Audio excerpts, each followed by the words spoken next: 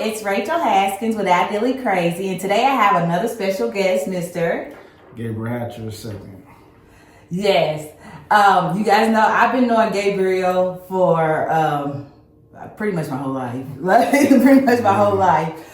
So you guys know that when I tell you guys this is Mr. Gabriel Hatcher II to you guys, but I'm gonna call him DJ because that's what I've been calling him my whole life.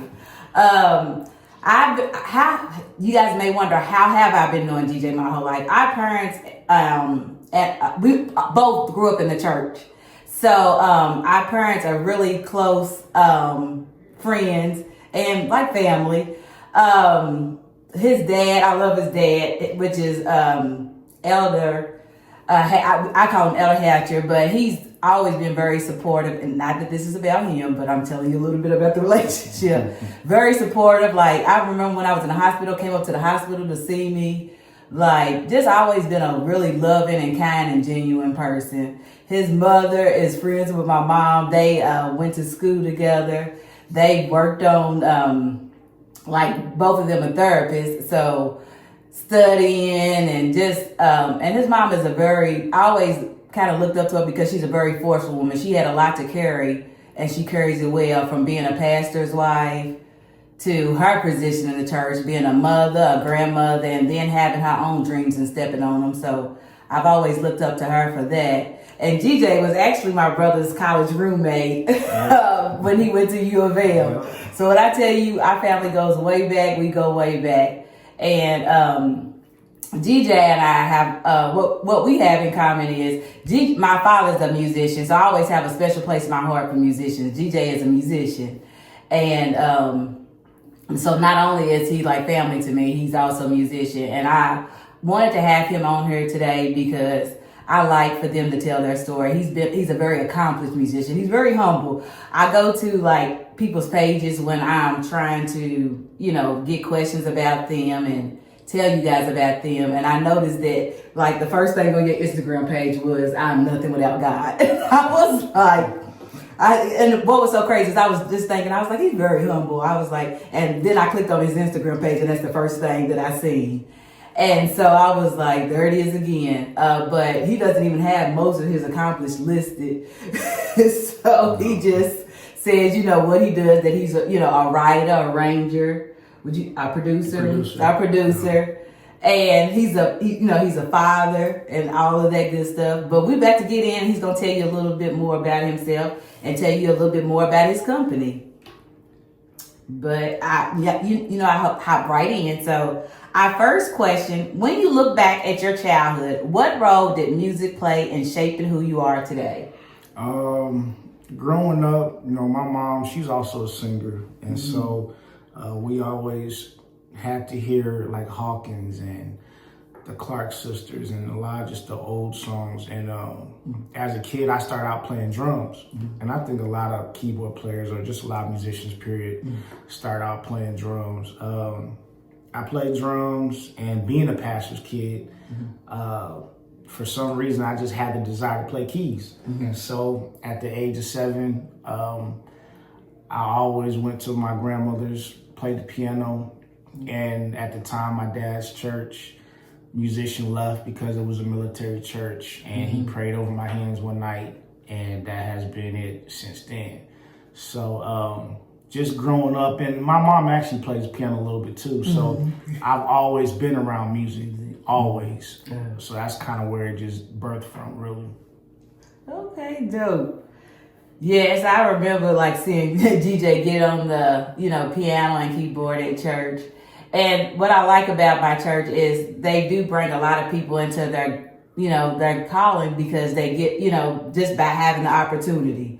And you guys know I listen to a lot of motivational speakers. And so when I heard you say that, like, basically where your blessing came in, because when we say military church, that means that his, a lot of his dad's members are from the military. So, they may move every so often. And so the musician left. So he prayed over DJ's hands and he began to play. And I was listening to Pastor Joe Osteen today, and he was talking about how he got into pastoring. And it was because he had never spoke, he had never gave a speech, but his dad died. Oh, wow. And so it just kind of forced him into it. And so I love that because that's how God kind of does things. Like, it might be a little forewarning while you a kid, like you said, around 7. But when it's your time to go, he just kind of like drops you in there. And lets you work and blesses you. And not only does it bless you, it blesses others. What they say, your gift will make a way for you. And DJ's gift has definitely made a way for him. Yes, it has.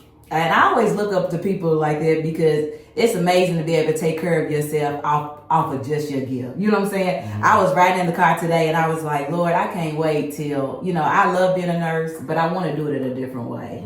Like, I don't feel like nursing just has one thing. Nursing is helping people to heal.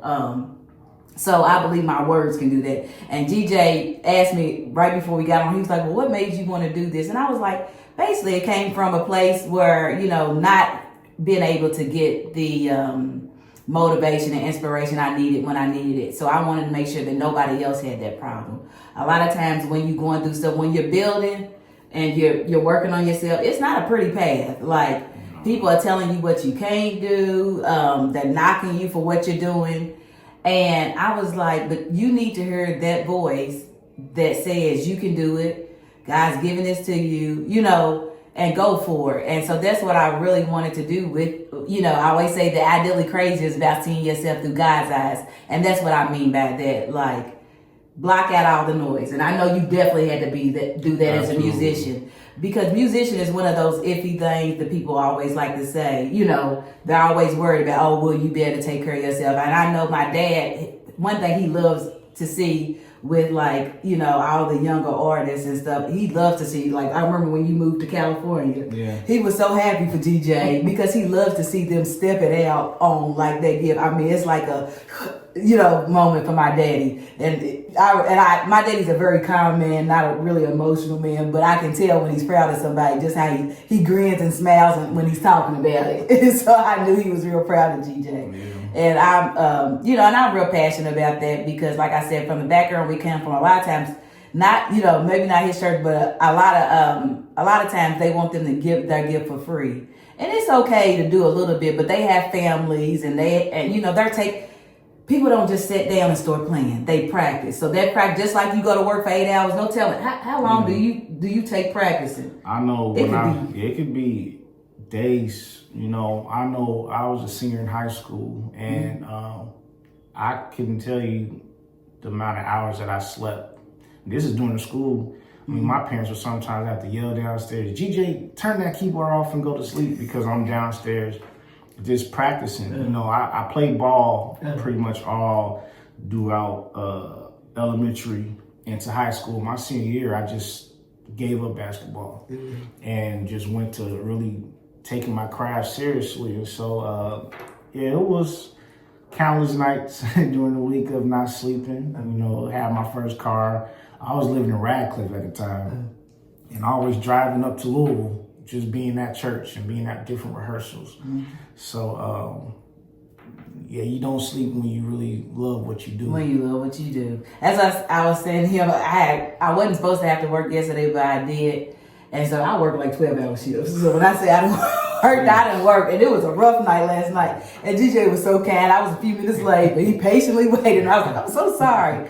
But going back to what he said, and I know his story because I've watched my dad live his story. People want them to, and that's what I say. I want people to know that they're worth their gift. It's not free. They put a lot of time and attention to it, and sometimes they have to pull back from their families because of the dedication that it takes to be excellent at something. And DJ is excellent at his craft, and that doesn't just come. And so when I hear people say do it unto the Lord, you do it unto the Lord. I'm doing it unto the Lord. But you know what I'm saying? He's the one who gave me this gift. Yeah, he the one who gave me his gift. And the Bible says your gifts will make a way for you. And a way means provisions. And so I get a little sensitive about that because I come from that. And I'm just glad that when I see people like DJ who step out on their gift and, God is blessing them and he's providing provisions for them to be able to take care of themselves and their family. It is well deserved, and I applaud them for that, and I applaud you too, GJ. Thank you. I gotta say something though. I gotta tell everyone publicly, her dad played a very important role in where I am today. You know, like she said, we grew up in the same church, and he really was the one that was giving me a chance, and he took a chance on me. I was the one that no one knew, and I told him I can play, and he was like, well, come up here and play a little something. And ever since then, he's always been supportive, and so publicly and to you, you know, I thank your dad for being that person in my corner, and you know, whatever he needs from me, he's always gonna get it, no matter what it is. That's like every celebration, we gonna make sure DJ's there. You know what I'm saying? But look, cause my dad, it's like a fatherly proud when he sees them, because you know, I think some things he wish he had went out farther on, and so seeing y'all do that is like, okay, this is a dream, and this is what I want for them, and so I'm so happy for you and other people like you. And you see how humble he is. He's so humble. He's so kind. He's always been like it. I've never known him to be any other way, but your family is pretty much like it. So that's where he gets it from. As a single father of all boys, what's been the most rewarding and the most ideally crazy part of raising them while building your career? Okay. The most rewarding thing is really seeing how proud they are. My boys, I've never forced music on them at all, because I wanted them to find their own way, and I support whatever they want to do. But when they go to school, and she'll talk about it later, but they'll go to school and they'll say certain things that my daddy's this, and my daddy's been on TV, and my daddy was and then I go pick them up from school, and they little friends is that your daddy? Oh, I seen your daddy such and such. And to see the look on my boy's face, that makes me happy, because my boys are literally, you know, they're proud of me. They're proud of me, and I live to make sure that they keep that face. You know, I love them boys to death, and I'll do anything for them. So, you know, that is the most rewarding thing, is to know not only that they know I love them, but they support me too. And I support them. The probably craziest thing is I have 5 boys, and I see myself, but different sides of myself in each and every one of them. You know, I'm an introvert, so I'm to myself. So one of my sons, he has that, but I'm a people person, which is kind of weird. One of my sons, he has that to the fullest. And then my sons start to get to the point that they're quiet or they temperament. So I see a lot of different aspects of me inside of each and every one of them. So that's kind of crazy to me, because it's like y'all literally have every part of me, but just in different children. So you know, it's crazy, but it's a joy to watch, especially when they all get in the same room. I know it can be interesting with 5 boys, because boys are rough. When I first had Tez, I was like, I want all boys. I was like, I want 4 boys. And Tez by himself, with his little self, honey, I was like, I couldn't have did more than what God knew what he was doing when he gave me just that one, you know, to raise at one time. But like you said, there's no love like a child's love. Absolutely. Because it's so pure, and and when they're proud of you, you can see it in their little eyes. It's hard to explain. So warm. Yeah. Just God knows what He's doing with children. When He gives you children, He pushes you. Like sometimes you would give up, but you're like, oh, absolutely not. When it comes, you know what I'm saying? Because I don't want them to see me in that way. I don't want them to see me as a quitter. And even stepping out on your dreams, you wanting your children to live their dreams and the life that God has for them will make you, jump into it. Absolutely. Will increase your faith in your walk when it comes to getting the life that you want. And so I always say that, like, children,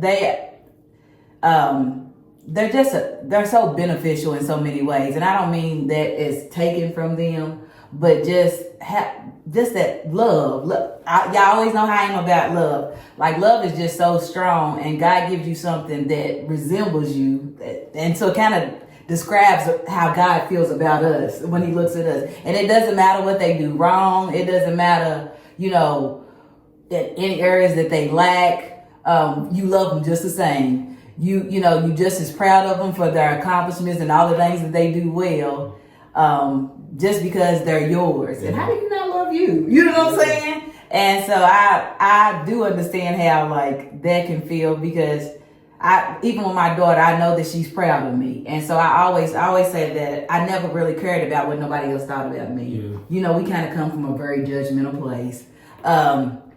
And so I was, you have to learn it at an early age, and especially like with our parents in positions that they are in.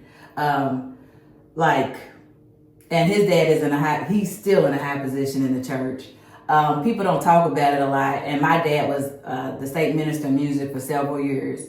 But people eyes are always watching. The light shines. The light shines on you. People are always watching. They're always judging you. They always have things to say. And I had to learn how to deal with things. Some people don't know, like, where does my quick temper come from? Why do I have to? I remember I was like 17 years old, and I was getting my hair done, and the beautician said to me, she was like, it was something that I was doing. She was like, I can't believe your daddy let your mama do some. And I had to check her, because I was like, honey, you don't know what my daddy allows and what my daddy doesn't allow in their relationship. And because I don't know, because it's none of my business. You know what I'm saying? Right. So I had to learn how to take up for myself, because I was there by myself. I had to learn how to be put in adult situations as a child. Yeah. And so that's what I said, we have a lot of similarities, because I know it's hard. There are people that love you and they help you. And then there are people who, are judging you and have a lot to say. And so I had to learn how to, move in and out. Based upon your parents, that's the thing. They judge you only because of the status of your parents. Of your parents. Which is, And we're individual people. Absolutely. Because I love my mom and daddy to death, but I'm Rachel. I'm my own person. And look, and they'll tell you that. They will, they will tell you that. They will tell you in a heartbeat. And sometimes it's like, you can't control everything your kids do. Why you think my parents supposed to be controlling everything I do? You know what I'm saying? But I laughed, and I said, a lot of that made me the person. Like I said, how I love children. That's another reason why I love children. Mm-hmm. A lot of times, a lot of the things that I've chose to be as a person is because of not good things that have happened, but bad things that happen. I'm like, I don't want to put that back out there. I want to treat children differently. So being put in adult situations as a child, I'm like, when children are around me, I want them to always be kids. And when I say I want them to always be kids, they don't have to worry about their food or nothing. I want them to just be able to relax and not have to worry about anything, because I didn't always have the opportunity to be able to do that. But we'll go on to the next thing, the Grammy moment. Take us inside that moment. When you won your Grammy, what went through your mind, and who did you wish was right there beside you? Okay, so backtrack just a tad bit. I didn't get to win. Okay. I'm nominated. Okay. But back in 2016, was able to co-write and produce a song, Best Gospel Song of the Year, called Better by Hezekiah Walker. Mm-hmm. And when I got the call that, hey man, we got the song on the record, I said, okay, cool. Hezekiah, I grew up listening to him. So that's already a big accomplishment to me, because I'm like, man, I grew up listening to his music. Then weeks go by, the song's still playing. Not really paying attention to a point to where kind of keeping track, and then all of a sudden get a letter in the mail. We're nominated for a Grammy. We've been invited to the Grammys. Mm-hmm. And just reading that letter was mind-blowing at that. Going to LA, and I've already lived there, so it wasn't nothing new, but being in that light was totally life-changing. Being around people who has multiple Grammys and being in the room and actually being able to talk to them, shake hands, and just get information. Mm-hmm. The crazy part about it was the rooms that I was in, I didn't have to deal with the Hollywood and shunning you because you're just a little or you're new. Everyone really was being, I don't know if it was me or whatever it was, but I didn't have to deal with that. And so that experience will always live rent free in my head, because being able to taste the fact that I was nominated, I keep working day in and day out because I want that Grammy. And it's on the way. And it's on the way. So. I'm listening. I just spoke it into existence. It's there. But like you said, it's a blessing to even be nominated for a Grammy. You know, that's absolutely amazing. I remember when I heard about it. I don't keep up with a lot of music stuff, but I knew DJ was, and I was like godly proud of DJ. I was like, look at this work. I was like, it's working.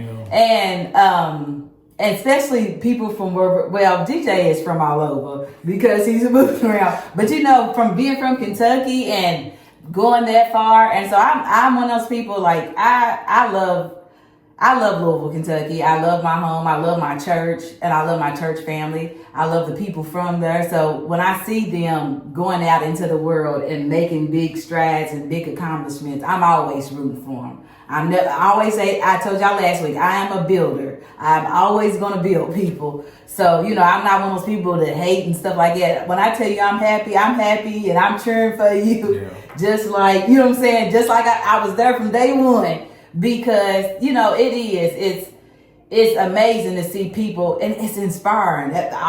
Ideally crazy. Reason why DJ's on here, to tell his story and to encourage somebody, because there's somebody that's going to watch this who wants to get to where you are, who may not believe that they can do it. And here you are sitting right here. And so just knowing that where there is a will, there's a way, and that believe in God. When he says that he's going to do it, he's going to do it absolutely what he said he's going to do.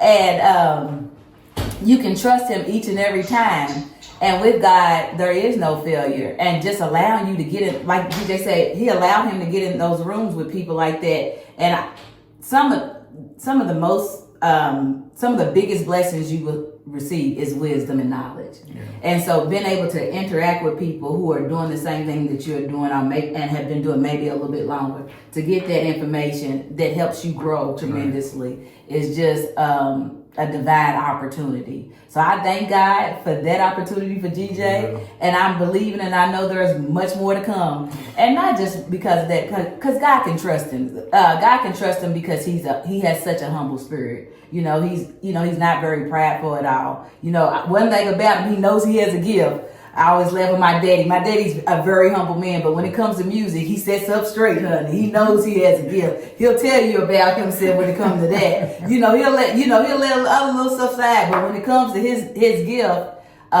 he's a very, he takes a lot of pride in it, and which they should, because it's not coming from anywhere. They've worked and they've practiced and they've earned the right to be able to feel that way about themselves. Yeah. The creative process. You wear many hats: producer, arranger, musician, CEO. We didn't talk about the company. DJ also owns a company, and we'll let him mention that in a little bit. How do you balance the business side with the creative spark? Well, in the beginning it's hard because you're learning the different roles, and you're learning not to mix the two. And so a lot of times you think you have to be creative in order to do the business side, but it's actually the other way around. You need to have more of a business mind. So when the creative mind does come, you know how to mesh the two together. That way you're not forcing them to where you got a whole mashed potato, basically. So yeah, in the beginning it's hard. And even with me branding myself with my company, Fat Course Production, I didn't have nobody to push it. So I got an LLC, and I got my logo, and I got all that stuff, and I branded myself. And it took years for it to finally jump, but I never gave up on it. I kept pushing it. And every time you see me, I had something on that said my production. I always had a quote that made you think, okay, now when people hear it, and now when people see it, they automatically know who it is. So you can define me by my company. So just, taking the time out, learning, and, asking questions. I think that's what hurts a lot of us when it comes to certain things. We don't want to ask questions because we don't want to feel like we're unknowledge. A closed mouth don't get fed. You hear me? And so the only way that you're going to, it's just like reading a book or reading the Bible. The only way that you're going to understand it is if you got to ask those questions. So why not ask the questions to the people who is doing the things that you're doing, that you or where you want to be? Ask those questions. If you feel like you feel stupid, at least once that conversation's over, you won't feel stupid because now you have learned something to move on to the next thing. So as far as the creative process, it sometimes gets discouraging because you find yourself trying to please your peers. But you have to get to a point to say, hey, this is what God gave me. This is who I am. And there's someone out there who's going to appreciate what I have because I'm not doing it for me. I'm literally doing it for somebody else. That's the best part about music. There are so many genres of music. So everyone has their own different taste of music. I don't have to do anything my friends are doing. We still friends. But just because they're doing it don't mean I have to do it. And that's kind of life. If your friend jumps off the bridge, are you going to follow them? So it's just kind of like, it's the same thing with creating process. You just find you and stick with it and go full-fledged with it. And then the business side is the same way. Just because your friend does business differently doesn't necessarily mean you have to do it the same way they do it. You have to find what works for you and what works for what you have going on. Absolutely. I heard you say a closed mouth doesn't get fed. And so when you said that, it just, another thing, I always say that Ideally Crazy is helping you to see yourself through God's eyes. But one way it does that is by when people come on and they tell their story, you see the steps that they had to take to get to where they are. But we're talking about DJ being humble. And so a lot of times when you don't want to ask the question, you need to work on your humility. You know what I'm saying? And because a closed mouth does not get fed. One of my favorite Bible verses is, if you seek me, you will find me. And that's God saying that, like if you look. And so looking can be in different ways, and it's really asking. I'm asking, and so I take that same I take that same concept into everything that I do. If I don't know one thing about me, I'm going to ask. I'm talking about it everything. If I'm in, whatever it is, if it's how to do something, if it's does this look right? If I'm working on a project and I don't really, if I don't know, I am going to ask. Because my concern is not knowing everything. My concern is that I'm doing everything to my best ability and that I'm constantly growing. And so, and there's no shame in not knowing because nobody knows everything. And it's actually, for me, it's fun to learn. The more I learn, I love wisdom. I love knowledge. So I seek it. I love it. I go after it. I welcome it. And so that was one of the things that kind of helped me, because a lot of times they want to tell you to be quiet about stuff. But I always say that a lot of times the devil is in stuff like that, and he don't tell you why he's doing it, but he's trying to prevent you from getting the life that God has for you and accomplishing the things that God wants you to accomplish by having a prideful spirit. Because you never know. Sometimes you'll ask the question and you'll get more information than you even needed. And you'll get answers to things that you hadn't even thought to ask yet. So when I tell you it's a win-win situation by being humble, we're seeing how DJ has been able to get to the position that he has been in life. He doesn't mind asking. Another thing I heard him talk about is individualism. I say it over and over again. Ideally Crazy is about seeing yourself through God's eyes. So being yourself, being who God has made you to be, your creativity is not going to be somebody else's creativity. God made each of us individually special. I know you'd be like, all these people in the world and all of us have a gift. Absolutely. Most of us do not tap in. There are people that do tap in, and when they tap in, God blesses it. And how you really tap in is by being yourself, being okay with being yourself. I remember right before I got started with this, one of the things that God had put on my spirit is that I'm gonna have to be okay that the only validation that I needed was God's. Because no matter what you do, people are gonna have something to say. They're gonna have something to say if you do it, and then they're gonna talk about you if you don't. But I'd rather be a person that accomplishes something. Yeah. So talk about me while I'm doing it, and while you talking about me, I'm doing. You know what I'm saying? I always say it's always better to be talked about than to be the talker, because the person being talked about, they minding their business. The person that's doing the talking, you minding somebody else's business, which means you can't possibly be working on yours. You hear me? You can't. And so I say that to each and every one of you. Don't worry about what it looks like to somebody else, because many of the times, whatever God puts on your heart, He didn't put it on somebody else's heart for them to understand. And a lot of times they're not. And it's not going to come from people that aren't outside of you. You know, they going to have something to say, but you're not going to care nothing about what they say because they don't mean nothing. But the people closest to you, they might not understand sometimes. And you're not going to have to worry about that. You're just going to have to be okay with understanding that the only acceptance, the only approval that you need is God's. Because when God is on your side, you cannot lose. You cannot fail. And so I love hearing him say that, because in this day of age where everybody's, especially musically, where everybody's always trying to copy each other and this, that, and the other, your gift and the things that come from your gift, the abundance and all the things that God has from you, comes from you just being yourself, because God made each and every one of us perfect in His own eyes. So let's see.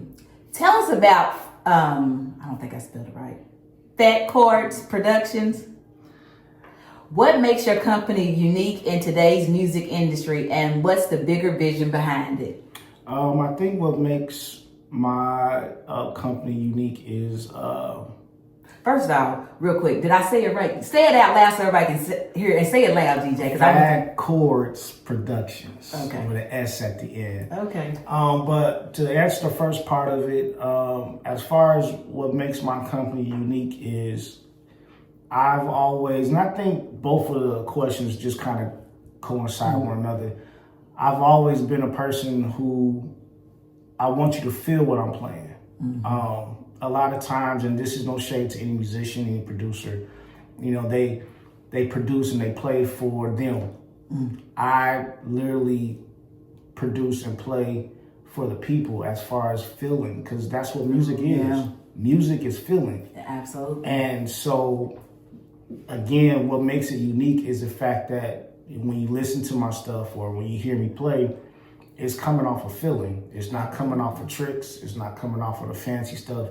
It's literally coming off from feeling. And if you want to be the church person to try to label that, I'm just literally letting God come through me and I play whatever He's telling me to play. But literally, it's just a feeling. And so with my it's called Fat Chords because I grew up, my fingers are actually fat. And so it started out as a joke. Someone called my fingers fat fingers. And I literally ran with that and changed fingers to chords. And so it's been with me for decades now. And but the unique part about it is when you hear anything that I do, you know, and you guys know a little short plug. You can go look me up on all streaming sites. I have an EP out, Gabriel Hatcher, Melodies of My Heart. And my goal, it wasn't to showcase the talent. You know, I got my kids on there. My oldest son's rapping. I got my kids giving me a message. But a lot of it is literally just based off of feeling. You know, that's all it is just really feeling. So if there's mistakes, it's mistakes because we're human. Absolutely. We're not, even though we shoot to be perfectionists. Absolutely. But we're human. And all humans, we're going to fall short and we're going to have that mistake. But that is my goal. My end goal for my production is really to give an artist, to give an audience feeling. Not to say, again, goes back to what I said. Everyone has their own taste. So someone's going to want that feeling. Someone's going to want that. And so that's what I'm always going to do. I'm never going to stop that. Absolutely. I think that's really cool. Like you said, one thing you said, like it's all real, and music has a feeling into it. I always say, my daddy always says, music has a spirit. And I always, like when I call myself the musician's daughter, it's because I literally sometimes will use music to take me to a different place. Like when I tell you music, because I believe that when one of your parents is a musician, it's just literally in your blood. Yeah. It's in your blood. Like I use music for everything. From the time that I get up in the morning, like, sometimes it's like my worship. Sometimes it's like scriptures with music. But, even when I'm having a good time, the spirit that is in the music, you can feel it. And that is the best music, is music that can literally take you to another, almost sometimes feel like you're in a whole nother dimension, in a completely different place. And I really respect artists who do that because it's needed. It's needed. And just how you can lift people's spirit. And I mean, I can't tell you how just listening to some gospel songs that I'll just start crying, and it'll bring me to a point of gratitude, because sometimes you're so busy in life, you haven't even had a chance to think about all the things that God has done for you. I get almost emotional talking about it. Because I'm always asking for something. I'm not gonna lie. This show is real. You hear me mess up, you hear me stutter, everything. But I'm always asking God for something. I'm always planning something. I'm always trying to figure out what's something, what I have to do next. And then I'll hear a gospel song and it'll remind me, stop. Thank him. Yeah. Thank him for what he's already done. Thank him for the things that you've asked him to do, that he promised that he would do. Like, you're worried about something that you don't even have to be worried about because it's already done. And that's what that gospel music a lot of times does that for me. I always say I listen to all genres of music. If you get in my car, no telling what you're going to hear. You know what I'm saying? I listen to gospel music. I listen to rap music. I listen to trap music. I mean, from the news to late, I listen to country music. I like opera. I like opera. I'm not going to lie to you. It's not too much. I don't like country. I love music. The only stuff I don't like is that heavy metal. That's too much for me. But pretty much any music, jazz. I love music, but gospel music specifically literally helps me in my life, because gratitude is literally the way of getting what you want, and part of it is by realizing that you already have it. Part of it is by going back and knowing that God has already, I know I told somebody last week, I said, this is not a promise that you're waiting on God to give. I said, you're literally living in the promise right now. Yeah. I said, God has literally granted you what he told you that he would do for you right now. And so those are very special moments. Like, I seen a quote that said, I don't want to be so caught up worrying about tomorrow that I forget that I once, for the life that I have right now, I prayed for it. Wow. And I said, that is so deep, because you can, people that like to accomplish things, people, and, have people depending on us. We always, what's next, what's next. But we so busy looking up, which is a good thing, that we forget to look down to see how far we've come. Mm-hmm. And gospel music definitely does that for you. It's a reminder to reflect on where you come from, and just sitting back. I always say that sometimes I think about my past and I be like, that poor little girl, you know what I'm saying? Because you'll think about some of the things that you went through, but God made that little girl strong. And that's just like music has the ability to make you feel emotions and just connect to a deeper side of you. And so hearing you say that you write music for your audience and not just for the people around you or for yourself, that's another reason why you bless. Because I always say, anything that you do that's gonna bless others, God is gonna bless. You know what I'm saying? He loves his people. And so if you do any kind of work that is gonna help others, he is going to bless you. You don't have to worry about it. You hear me? So, is there a record, project, or business venture you'd like to share with listeners? Something we should be on the lookout for? Well, I did, like I said earlier, I do have my first project that I released back in December last year. And so that's been doing pretty good. Now I am currently working on a sophomore, but this one is going to be more so catered to no other instruments, just literally just piano. Okay. I've gotten a lot of requests from a lot of people who support me and follow me. They's like, man, GJ, we just want you to play. People want to pray. People just want to meditate. People just want to ride their car and just literally to listen to whatever I have to offer.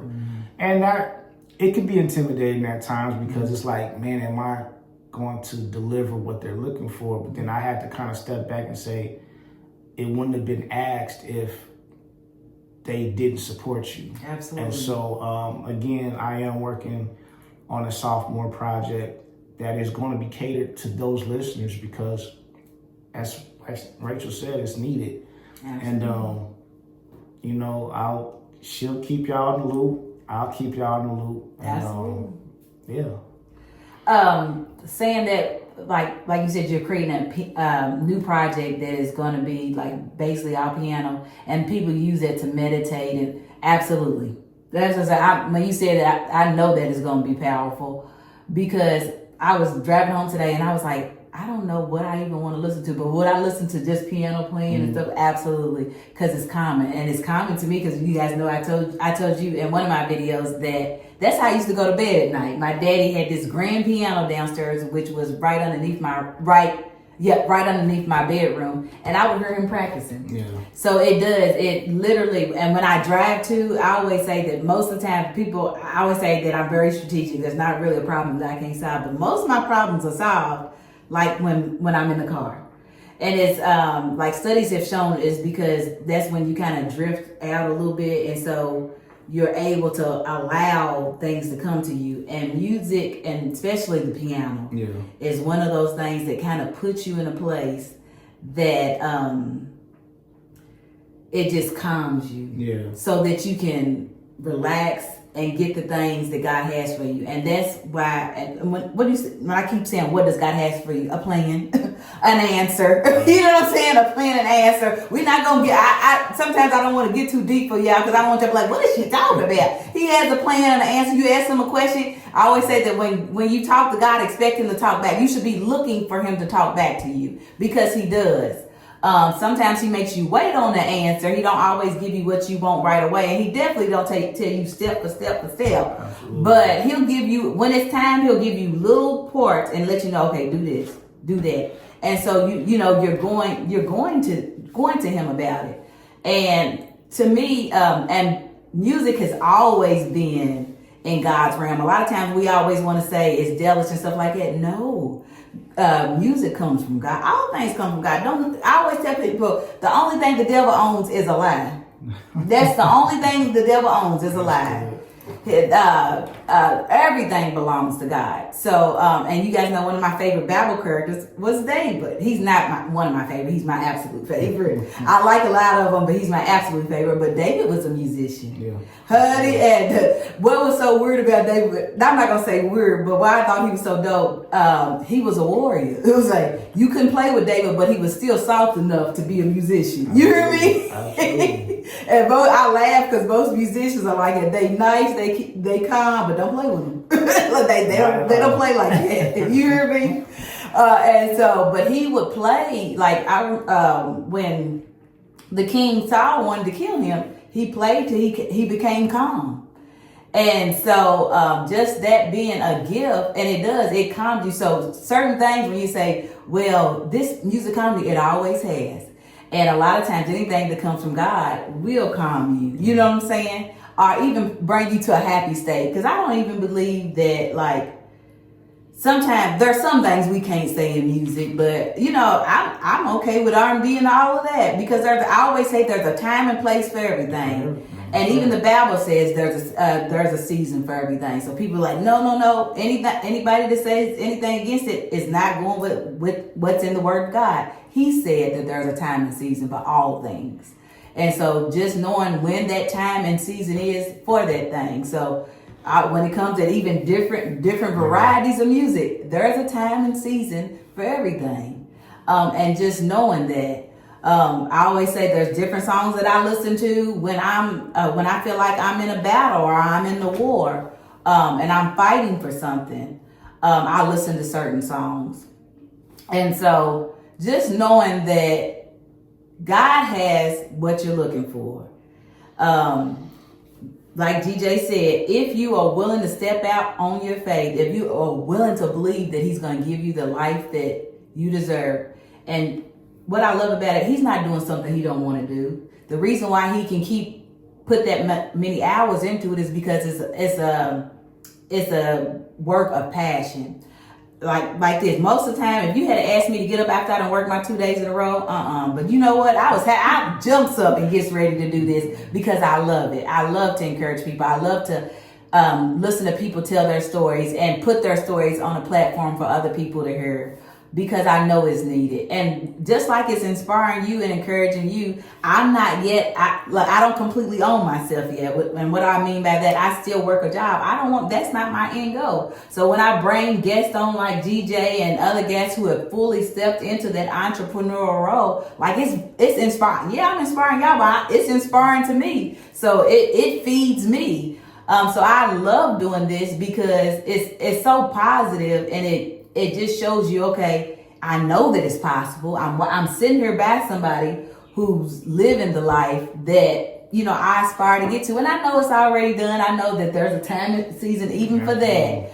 And so I want to thank DJ for coming on and taking time out of his busy day. Because I know, listen, I always say nobody has free time. We are, even if you twiddling your thumbs at home or resting, that's probably time that you need. So there's no such thing as free time. I thank you for coming. You already know anything he produces and puts out, I'm going to be supporting and promoting. And so I'll be posting this later on today. Along with that, from here on out, if you're looking for any of his projects, if he posts it, I'll post it, repost it, so you guys know about it. Because I always want to support my guests, because I want them to have a good, if I can help them get a bigger platform, that's what I want to do, because I really do believe in what they do. I really do believe in them as individuals. Some of them I know very well, some of them I don't. I know DJ very well. I know he's a great guy. So, you know, I want to encourage others to look at people like this and believe that just like if God did it for him, He can do it for you. So thank you again for coming. I look forward.